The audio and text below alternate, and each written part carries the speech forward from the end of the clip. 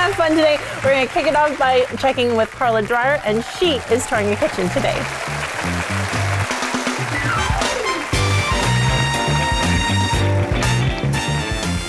Hi, Marc and Mandy. If you've ever struggled with styling your kitchen, then stick with me because I have some great tips to share with you.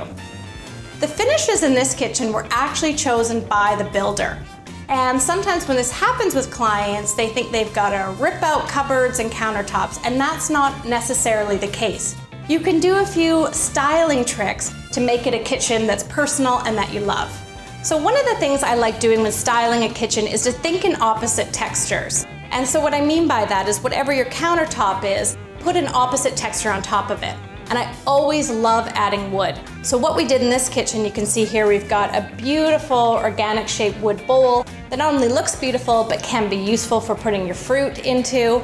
We've also got a beautiful cutting board as well. But when you have a large island like this, it's nice to style these things up when you're not actually using them for function. So you can see on the wood cutting board, we put a beautiful linen napkin on it. We've got a cute little bud vase, a black jar, which adding black to any room is great. It just grounds the space. And then bring in the fresh greenery. Bring the nature indoors with some fresh eucalyptus and leaves.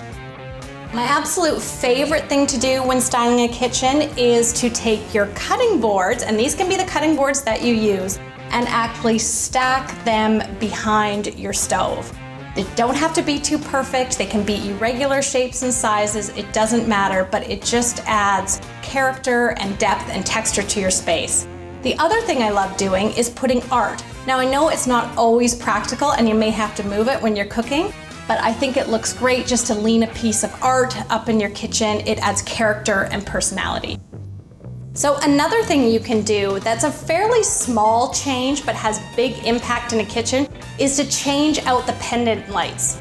This kitchen originally had a real crystal type formal pendant light, which didn't go with the rest of the space. So instead what we did is we added these black pendants that have a gold sheen inside.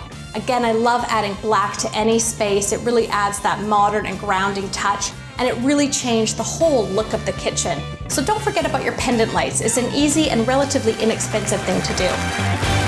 Thanks for watching The Marc and Mandy Show. Like our video by clicking below and subscribe to our YouTube channel.